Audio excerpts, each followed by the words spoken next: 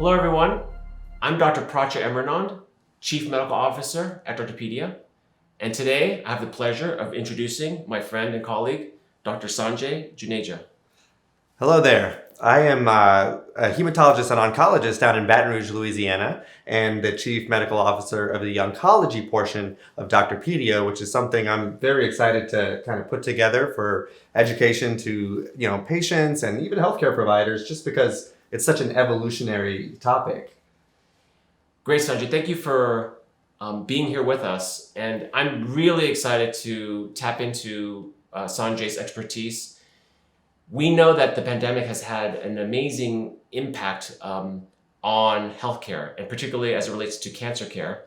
So it's impacted my practice, my patients, and I would like to start off right away with, how did you get involved with Doctorpedia and decide to create the Cancer Channel? So I started basically doing education on online, really, with my own unique kind of identity, because I realized after starting the practice of oncology, the biggest challenge and the biggest fear factor for kind of the psychology of it all is really how foreign it is, right? Unless you've really dealt with it firsthand and kind of have some basic knowledge, when you hear that cancer word, it gives me goosebumps because I can really empathize. When I see it in front of me, it's very scary. And it's really hard to process, and really even for people that are taking care of the patients to support somebody when you really don't know what's involved. And so I was trying to bridge this gap online, and that's where, we found Doctorpedia, and Doctorpedia, Jeremy and you had contacted me and say, hey, we like what you're doing, and this is exactly what we're trying to do for people everywhere, is to empower them with the knowledge and understanding of things so that they can make, one, the best decisions for themselves in collaboration with their healthcare providers, but also it's comforting to be able to know, right? And I found that people have this, this everyday person can have this tremendous courage and strength that every day I'm humbled by as an oncologist, that I could only hope to have that strength that I see in people that, other people would just say, oh, it's, an everyday person. But we all have that strength. And I think the key is being able to know the waters you're in, to be able to evolve and tackle really any challenge. And that's what education does. It empowers you with the knowledge and understanding to be your best self and to really pioneer through anything, as well as the provider or the patient's providers that are helping them through that process.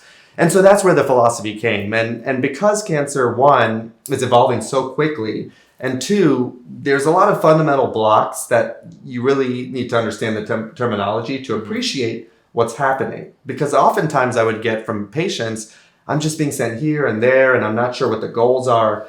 And so that's what we're trying to accomplish here at Doctorpedia with your help, is let's have a streamlined way from step one to what are some of the symptoms to what happens with the biopsy, what can I expect, what are the treatment goals? Yeah, so great point, Sanjay. For our audience, it's no surprise that there's so many gaps in healthcare, particularly as it relates to cancer care. So having that resource that can fill in the gaps, at all stages, as you're describing, Sanjay, is really what we need right now. And so I'll say, to your point, I've been talking about cancer with patients, it's unbelievable to me, but for almost 3 decades. And it's still not easy to tell patients, and I had to do it actually this week even, to tell a patient they have cancer. The second you mention the word, it almost makes you pause for a second in the back of your mind of, what's the best way to really approach cancer, all the ramifications behind that one word. And for patients, it can be devastating, right? So you really need all the resources at your fingertips. So we really appreciate your work and the work of many, many doctors, particularly oncologists, as the Cancer Channel continues to be developed. We know there's no final form. It's always, in development, and it's always getting better and better. So it really is an exciting journey to have you aboard. And given your expertise, folks probably already know, the Onc Doc, Dr. Sanjay Juneja, has such a following already on social media. And really, it's a whole different skill set that we never learned in medical school per se. But understanding how we as doctors and patients and industry interact with patients, particularly in such a complicated field as oncology, it requires many team members and communities to get together and understand how do we best do the education around cancer care. So can I ask you, what would differentiate the cancer channel you've developed versus all the other things that are out there on the web? Yeah, so, and you touched on it. One, I think it's very inspiring that it really seems like people want to know about things now. There may have been this more kind of patriarchal or matriarchal approach to medicine where you just kind of do what you're told and you trust. And for good reason, sometimes the trust is more so received when, that people are in the know. And I love that. I think at the end of the day, that's a very healthy thing that's really going to optimize care. And with that said, the healthcare system is not perfect. And so as things evolve, like in cancer, but the system alone, as you said, you hear that cancer diagnosis and you may not, that whole hour visit that was booked, you just may not be able to process. And you want to kind of revisit. And so, I've been practicing about 18 months, physician for 7 years, but I start repeating these things over and over and building these, teaching blocks because I can early in my career. I have the time with the patients. I can make those phone calls, after my clinic's over. But a lot of people don't get that in their communities. Mm-hmm. And so what we're trying to achieve is all of those building blocks, all of those things you wish you could revisit and go back into that room and ask about this and ask about that, and you don't have a visit for 2 to 3 weeks. We want you to have all of that information prepared in your own time, and so that you feel good about that knowledge base. Mm-hmm. And I think that's the really design and goal behind Doctorpedia. Is my heart really goes out when I see patients come in, and they may be something so far from medicine, but they have binders this thick of just notes and notes and notes and where they got the information. Right. And so they're piecemealing these things, these terms, the chemo, and I heard about this mutation. And I am just so humbled and inspired by that, because to have that level of hunger to seek out knowledge and understanding for something that's so foreign. I don't do that in an auto shop. Yeah. I wish I knew, but I can't even begin to understand the engine, and I kind of just tune out when they're telling me what's going on. I see people so much more inspiring than what I can demonstrate or have to this point. So I want to provide that in a way to where they don't have to do the piecemeals. And then, when you have one place where you find some information, but it doesn't correlate with the other. And that's what we're doing. Yeah. We're saying from the very beginning, from the biopsy, from what basic imaging is, what's a PET scan, what's a CT scan, and then what's a biopsy? Do I need a biopsy? Yeah. Why can't I get treatment without a biopsy? It's in my lung. So we talk about all the foundational concepts, which would be just kind of the chapters in a book that we have that I wish I could teach all my patients in an hour. And then we talk about, you learn more and more, and you become a real kind of, I wouldn't, to some degree, if you want to be an expert, to Google more on what you learn, but you really have a from bottom up understanding of not just what you've been through, but what to expect, what's important, what you may want to ask your doctor about that you forgot and you wish you remembered. You have all of that in front of you. You can ask about that mutational status that you learned is very important because there's a new drug that came out, and that drug could have come out a year, after you were told there was no treatment option. So that's where we think the biggest need is can we build it from the ground up? And it's taken a lot of hours and, as you know, a lot of film time, but it's so recyclable, and you can share it with your, parents, your siblings, and say, hey, this is what I have, and watch this series. You can understand why, my fatigue is worse, so that's the concept. And I think that's where ultimately, as physicians,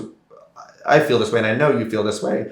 We are beyond blessed to be able to even have the capacities and the blessings and the alignments to do what we do. Mm-hmm. And so to practice and to be compensated just isn't enough. You really, I feel a calling, and you do too, to just put out everything you can that the community brought you to. And so here it is in video form, recyclable, tangible, and you can reach communities that just don't have those faculties that you and I may be able to share for patients where we practice. Yeah, and we were just talking about this a second ago, where there's a huge disparity in what we have access to around the world and within any country you live in. So democratizing this kind of information for cancer care is so important, and what you've described is really exciting. I know we have a long journey, to optimize all of this. And just like you touched on about trying to, democratize the information, that doesn't just apply to, patients and families anymore. With as fast as oncology is, I'm a general oncologist, so I can lay out all the concepts. But what I love about Doctorpedia is you've recruited from, Hopkins and other top institutions, specialists in that particular field, so that I can learn and we can say, hey, you're a specialist in gynecologic oncology, in ovarian uterine cancer. And then so we're embedding, while we have the groundwork, the physicians learn, also. We keep up on it, but most places don't have the liberty of having an academic specialist, right? That's right. Most of America, other than big cities. And so most people also can't travel 4 hours for treatments every week or two, so they can't see that specialist. But there's this beautiful collaborative approach where experts in the same field and area are coming together, sharing their wisdom, keeping us updated for both healthcare system and a topic as cancer. As they both evolve, we're keeping abreast collaboratively. And that's really exciting. And that's where I'm very humbled about the whole concept. Right, Sanjay. So you're referring to Dr. Ruchi Garg, who we just interviewed at Doctorpedia today as well, who can be found on another segment, but she's the National Director for Gynecologic Oncology at the Cancer Treatment Centers of America. So really developing the protocols of how do we approach gyn-onc.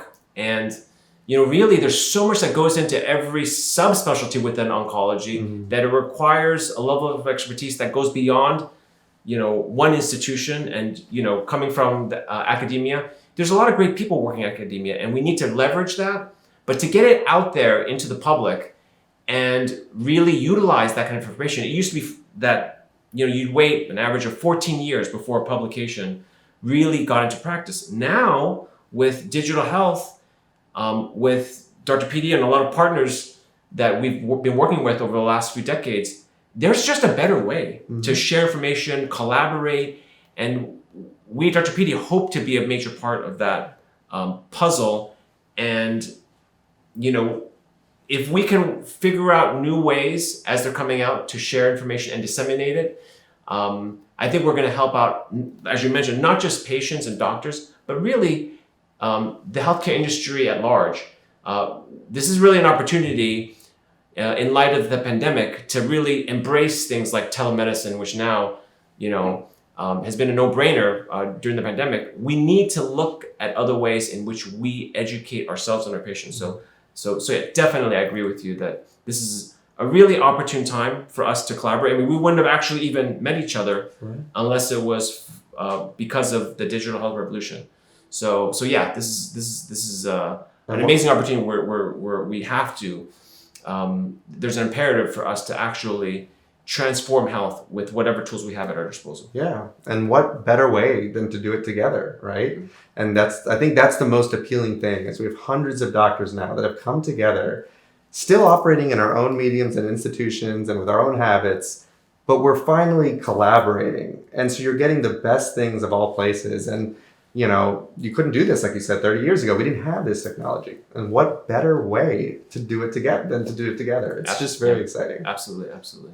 And having experts behind the scenes, such as the cancer channel that you've developed at Doctorpedia. So we're really excited to launch this, to relaunch it, to work on it to make it better and better so that we can serve the community at large out there. So thank you, Dr. Sanjay Juneja, and we look forward to hearing more from you and hearing more about the Cancer Channel. And welcome everyone to explore the Cancer Channel at drpedia.com.